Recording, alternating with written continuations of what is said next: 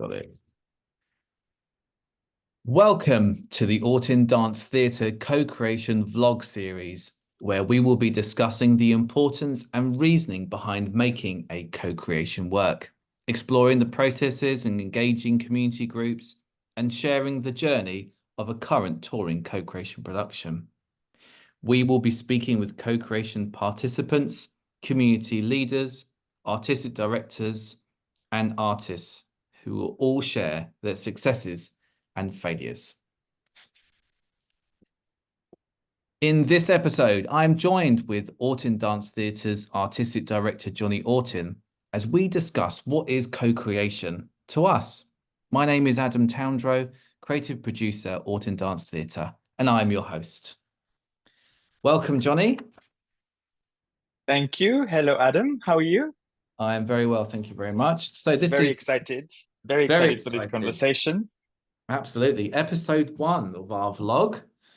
And it's a great opportunity, I think, for you and I to perhaps share your experiences, your things that you found important to share with everybody, challenges, failures, all that good stuff. But in this episode, I'm interested to find out a bit about why co-creation is important to you, and perhaps a little bit about who benefits from your co-creation work that you've made. What does co-creation mean to you? That's important to say. And how did you go about making a co-creation work? Before I get deep into those questions, I'm interested to hear a little bit about the work Parade and the Giant Wheel, and if you could perhaps share a little bit about how you got that idea, how you made the show, and how you've incorporated co-creation within that. Great. Yes, thank you. A lot to think about. If we start with Parade, I mean, I had in mind of doing a show involving local participants for a while. We've been touring Out of the Deep Blue, with the Sea Giant puppet, for 3-4 years now. And we've been doing it quite intensively. And then I was like, there's something that was missing. We've been doing the show so many times that there's a moment when you arrive somewhere in a place, you're like, oh, I wanted to engage with the local audiences and the people in at each of the festival or in the town centers a little bit more in depth rather than just a little hello and then a clap clap and then just an engagement with the puppet. So I wanted to have a bit more of a longer, more considered connection with them. So that was always in the back of my mind. And then I saw Etta Emily's show Glam, and then she had some lovely community cast coming in. She did like a workshop on the day, and then you were dragging up and dancing, and there was like this really cute moment where people were coming during her show to do a bit of a dance. And I was like, oh, this is great. So it's possible. Festivals are willing to do a bit of that, which is cool, even on a touring production. And then I kind of like parked that idea in my brain for a bit, and just thought the right show would come along. And a few years ago, I saw a giant wheel on the side of a mountain in Dordogne in France. That was a bit of a crane where you've got somebody inside using their own body weight as they walk, and that would pull 7 times their weight from the ground up all the way to the mountain, and that's where the people used to live in medieval time. By the river, really gorgeous area. And I saw the wheel, and I was like, oh, there's something really, really interesting about the design, about the labor, the physical labor, the arduous using your body to make something bigger than yourself work. And that was quite inspiring. So I just took that design and decided to have a giant wheel and a giant wheel with it. And we built it, we designed it last year, we tested it, and we started to work with how can we bring people along the journey in more considered action. And so Parade the Giant Wheel was born with the idea of involving community participants and in very different settings and different audiences to come along for the journey, to have a bit of a dance with us and be part of the show rather than just be a passive audience member. So that's the beginning. And how has it been received in different? Are you getting the same response to festivals or CPP groups or community? How does it work once you engage with a festival people who are So that's interested? it. That's interesting. The because we're quite renowned for doing high visual, big outdoor performance, and our niche was always to be so flexible that we could do a roaming, moving things along the street, something that's quite light on its feet, but also a really good high quality static show where audiences could just sit or stand for half an hour and just watch the story unfold in front of them. So that was kind of our niche. But then festival trusted us with the Giant Wheel as a show, but they were not trusting necessarily us themselves, the process, their communities, or their local engagement with engaging participants and local groups, non-performers to be part of the show, because it requires a lot of work. And we are realizing now that it requires a lot of work, a lot of background work, a lot of trust building, a lot of people on the ground and community links and conversations and a lot of buying and a lot of this. We're doing this. Um, so last year we ended up doing 3 festivals out of 10 with the community cast, and it was absolutely wonderful. It was great. It was great to try it. It was a work in progress tour. It was fantastic to have community groups coming in.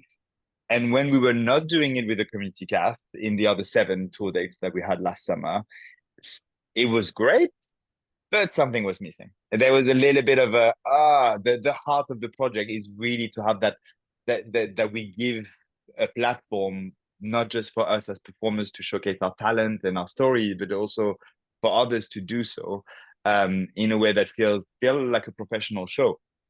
So yeah, so because of that, I remember talking to you last year, and I was like, "This is a non-negotiable. We are doing the show only when there's community cast." I remember very much that conversation at the end of the summer. The big learning was, if that's the heart of the show, we need to keep it. Otherwise, just not it's not good enough. um, yeah. Is it the same groups that you're getting in each location? Is it this are the festivals doing the same approach? So No, twofold no, question. that's yeah. Who No, are no, the that's it. groups Yeah, that go they're for it. engaging with? Who are the groups that they've chosen? Have you chosen those? And who is contacting them? So sorry, there's 2 parts to your question. Is it always the same group? Is that what you said the first time? So Mm. it's each show. The great thing about co-creation around Parade the Giant Wheel is like each live show is completely different because it's co-created with their local Right. community. So it's got different local performers in it. Obviously, it tells a different story. It got a different aesthetic and look and feel because it's very much about the people, the places, and the stories that are being told in those places at varying degrees of engagement and depth because each place is different. But no, so each show ended up being a very unique experience, even for us as performers.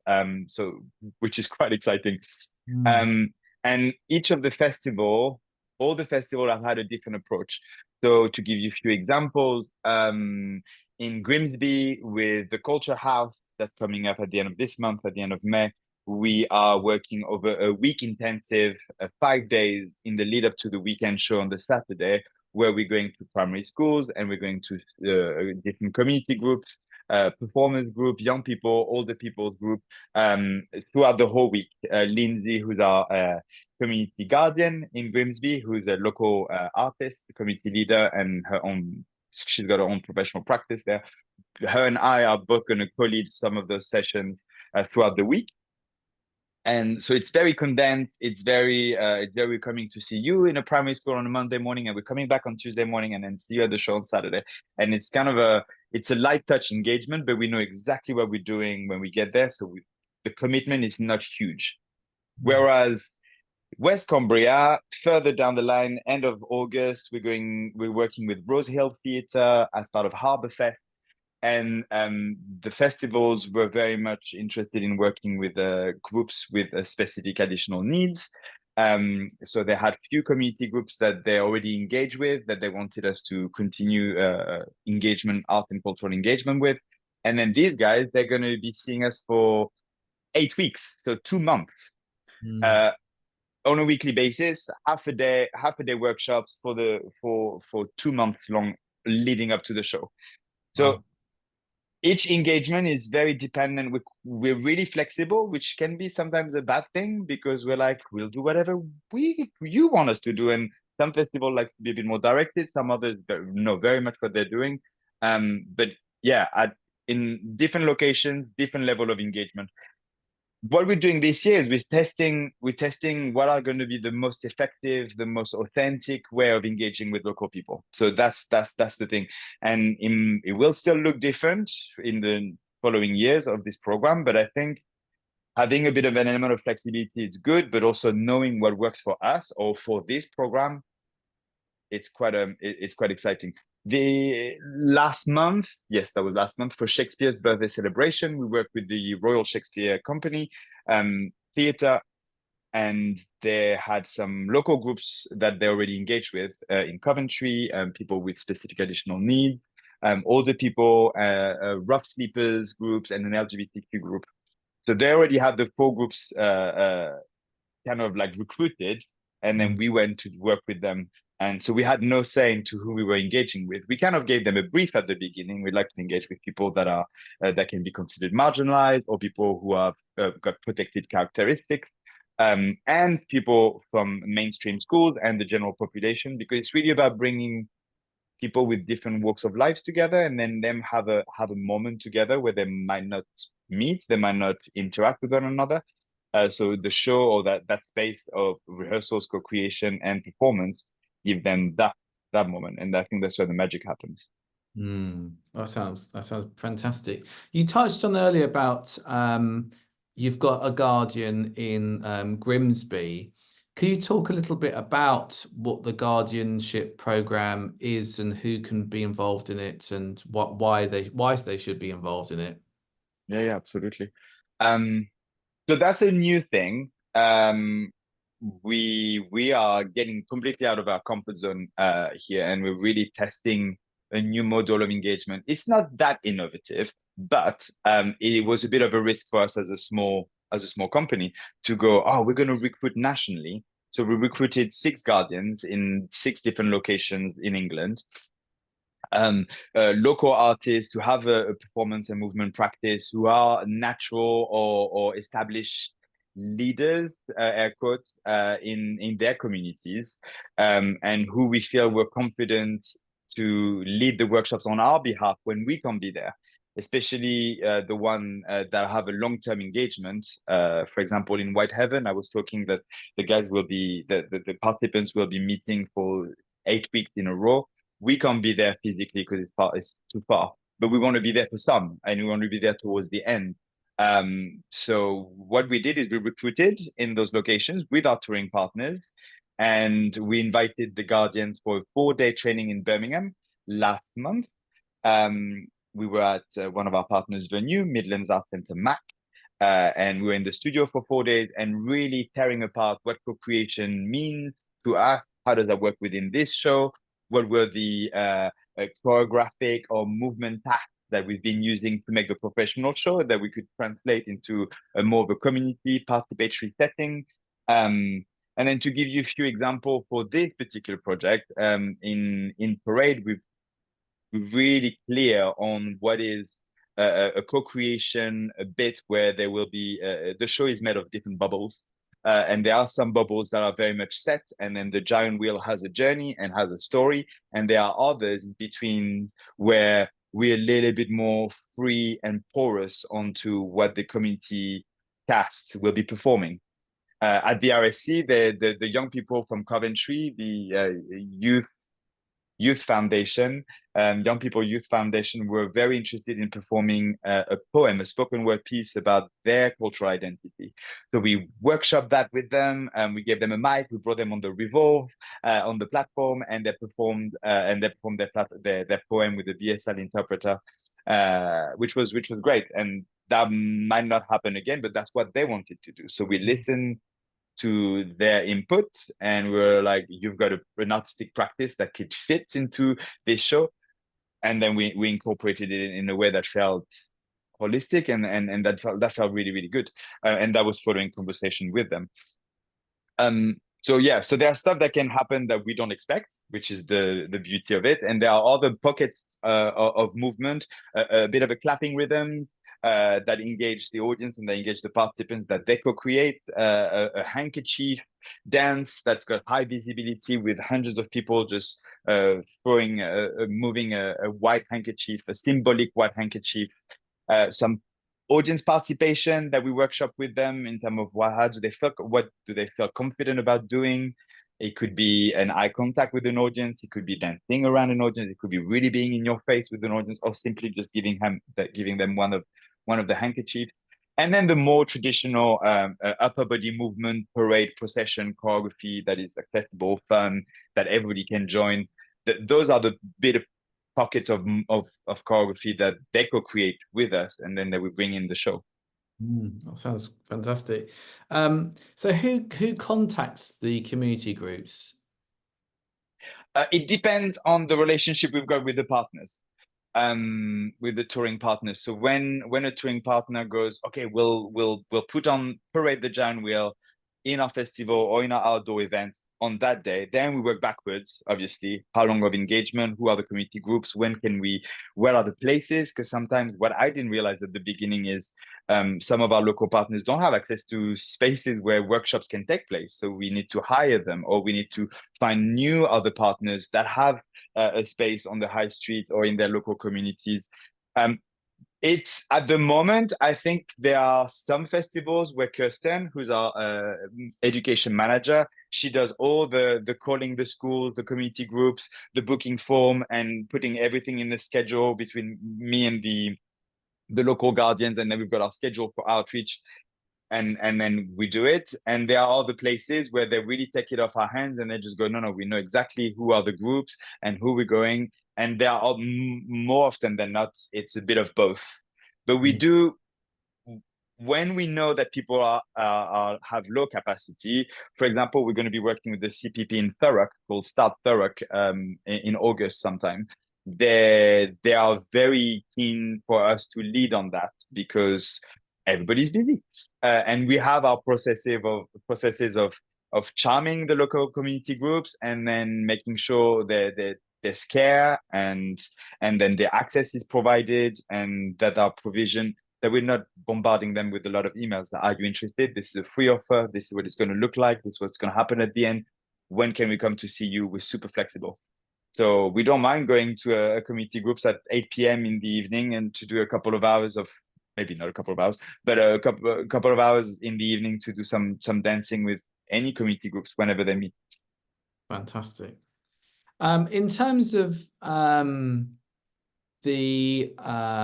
what would be your dream outcome for perhaps participants or guardians after you've left? Is there a legacy element that you are sort of exploring? Because it seems like a great opportunity to sort of, as you're developing some of these people, that there is something else that we could impart on them after we've left. I think we have a responsibility as an art organization to empower and to inspire, and also when it comes, it's a bit difficult to articulate, but when it comes to participatory activities with local communities, there can be a line where people feel like they are being used. There's a bit of a weird thing where we need to make sure we give more than we take. So obviously, we always try to treat people as best as we can, whether they're professional, young careers or community participants. So we feel like if we manage to upskill, empower, guide, mentor, and support afterwards, then it's a big win for them. And I think that's where we started to think about legacy. Because we've been doing a lot of stuff that moves, it made sense to think about what could be the next parade, and it wouldn't have to involve a giant wheel. We've been thinking about starting conversation with the partners to go, can we think about what the community leaders or the community participants, if a new leader emerged from those groups, what can we give them a voice to see what they want to do in the future? Where are their interests lying? What do they want to do? So as part of our evaluation through this action research this year, we are really looking at what else do you want to do? What else do you do? And what else are you interested in? We're coming with an offer, which is quite narrow. We're doing movement, large group moving together, procession. Some community members might be more touching the wheel or going in and out. And we're doing a lot of movement, non-verbal movement, processional choreography.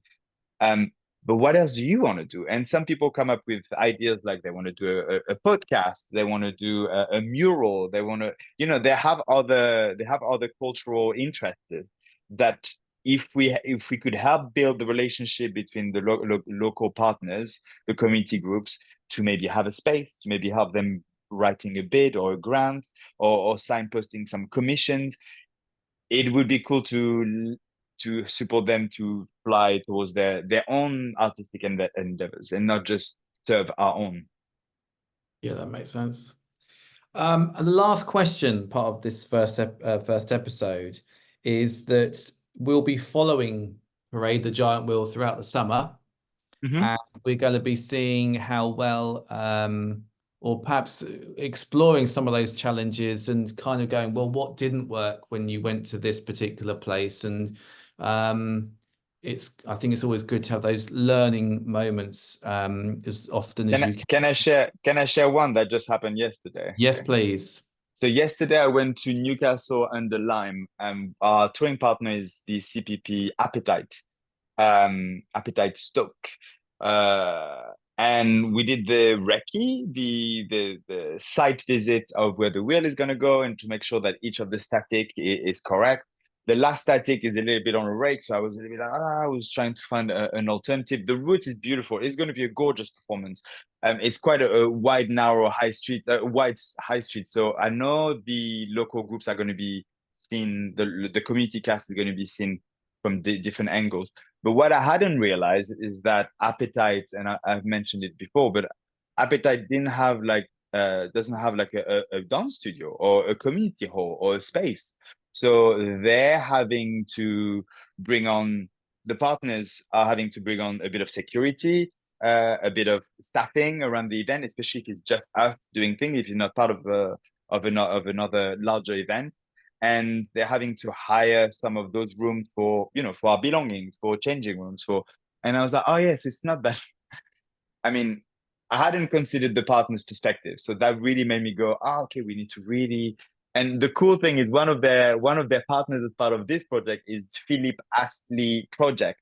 Philip Astley is considered the modern inventor of modern circus. He identified what was the diameter of the circus ring for the horses to just gallop, and he could do some balancing. So it's a beautiful historical and modern circus organization.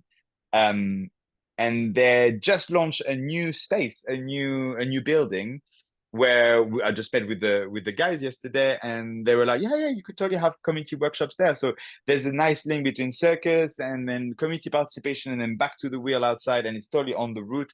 So I was like, that's great. So yeah, the power of being on the ground and meeting and having coffee and having a bit of a long chat with some of those people who owns those buildings or who can really help you build the community engagement, that's like, it's invaluable. I think it's important to be curious sometimes. Like you say, the more you spend time with them, ask questions, really get a really good understanding of where you're going, who is the people around you, and probably sort of delve into those sort of the unknown conversations or people that you didn't know before that could be of benefit and who may also benefit from. Because at the end of the day, co-creation it's about the arts, but it's equally about the people. Yeah. It has to be people led.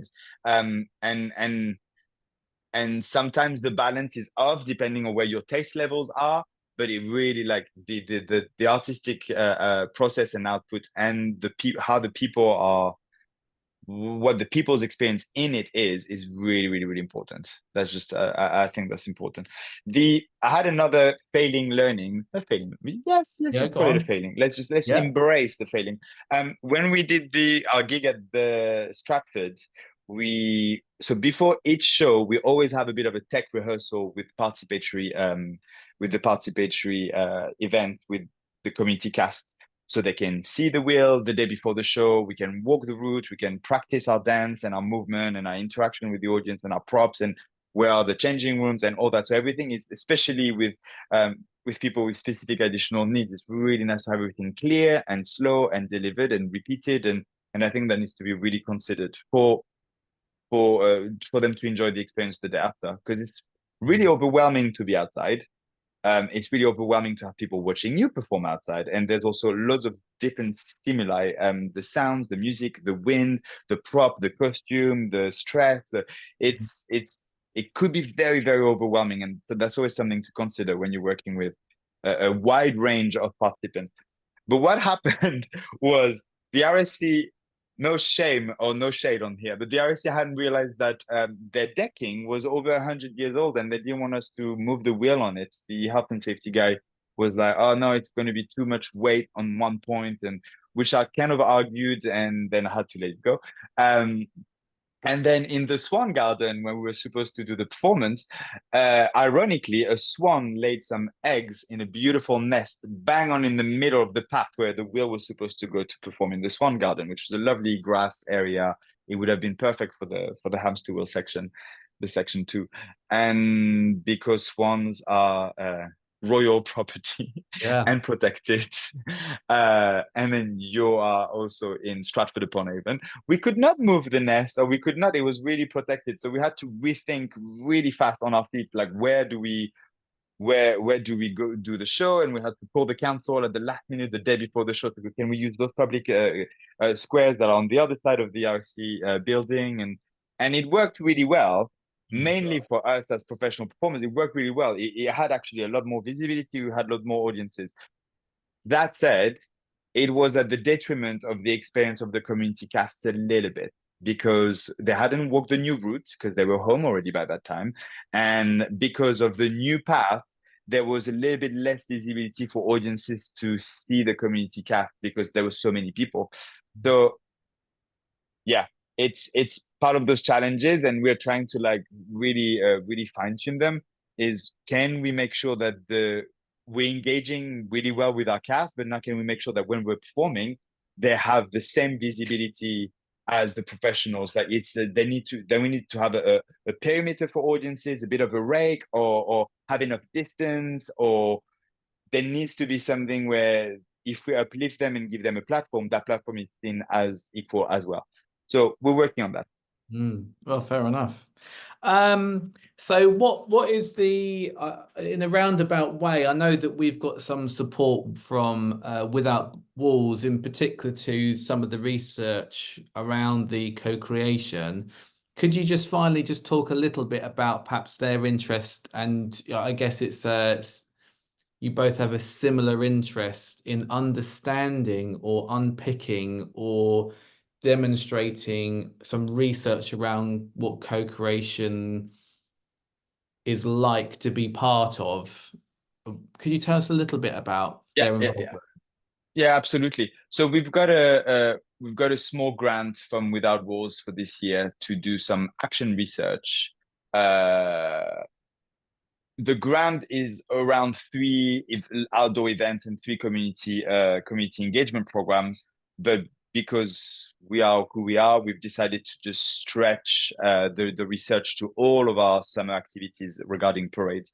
So we are evaluating each participants, all the audiences, all of our partners, the community leaders, the guardians, and everybody that's touching the project near or far. We're evaluating quality. We're evaluating authenticity of engagement. We're evaluating the legacy aspect. We've got like a list of loads of questions, and that grant really helped us frame the evaluation framework, frame the evaluation, and then help find different ways to collect some of that data that we will then analyze and then put in put in a bit of a report that we'll share with festivals. The aim really, the heart of that research really is to prove some people wrong, to prove some festival directors or to prove some event organizers that participatory art is important.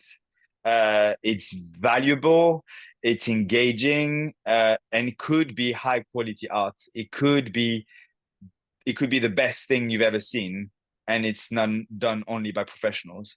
So I think there is a little bit of a bad rep on what we call now co-creation. It could also be called co-authorship. It could be called participatory art. It's got different names. It had different names over the last few years, but basically involving non-professionals that are local to the area where the art form is being presented, so their voices are being heard and their participation is active and valued and supported and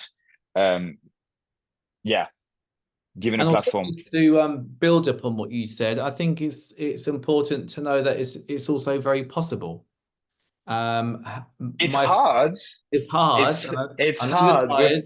Told me We're earlier. finding it really, really hard. But it is possible, and it's been done, and it's not because it's a mass participation where you want 200 people to do a thing together that obviously is going to be stunning because audience love the multitude and the mass effect. That's always a beautiful visual. But more than that, in terms of the depth, of the story, in terms of the depth of or the value of representation, the value of diversity, like it's super, super important. And it can be like, for example, in what we've done so far last year and this year, we're nowhere near finished, but there are some moments where we're like, I would have never come up with some of these choreographies. Never. Like some of the kids in Coventry, they had some nice rhythm and that was really, really cool. And then they taught us and then we all did it together. And so they created the steps that we would have never come up with. So they're also giving us some kind of artistic development in a way, on top of like having their moves presented and performed as part of the show. Well, I think that's a perfect way to end this first episode. Thank you so much for joining, Johnny Ortin. And we'll be updating how the tour is going. We'll be listening and hearing from people part of the tour that have been part of the co-creation aspect over these next sort of few episodes that we'll be doing from our co-creation series. What is episode 2 about? Do you know? We can edit this. We can edit this out. No, but seriously, you had a list, right? I do have a list. Well, let me see what it says. Just because we could that would be a nice way of Yes, that's very true. Let's have a look here.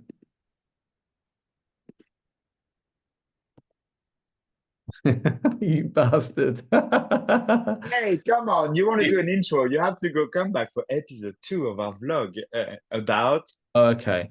It's okay. We're talking about the RSC. Oh. It's what does success look like? What is success? Okay, maybe let's talk about the evaluation framework and what success means to us then. Yeah. Do you want to ask me that question again? Yeah. Adam, do you know what is the topic of conversation for episode 2? Yes, episode 2, we are delving deeper into the evaluation framework that we put together, looking specifically at what does success mean to us. So from a participation point of view, and perhaps a number participation point of view, from the festival perspective, perhaps we can speak to some of them and get some feedback from them. And whether we felt it went, or a particular show that we're doing currently went well or not, and what does that look like? Amazing. Can't wait. Maybe we could even invite our independent evaluator as part of our question, since they helped us create the evaluation framework. Let's see if that's possible. Here we go. Very good idea. Thanks for the chat. Tune in another time. Bye-bye. Bye. That was it.